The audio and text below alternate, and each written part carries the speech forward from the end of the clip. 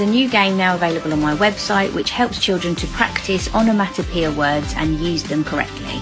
Grab the printable and either a dice with the numbers 1, 2 and 3 on them or just some bits of paper. Take it in turns to choose a piece of paper and find out how many onomatopoeia words you've got to include. So this is 2. Onomatopoeia words are words which are used to represent a sound. So we're going to think about words that are used to represent a firework. So I'm going to write 2 in now. The first player's written their 2 onomatopoeia words. Player 2 has now chosen a number card. They've got to write 1 word. Play continues in this way, with the winner being the person that writes the last onomatopoeia word at the top of the rocket.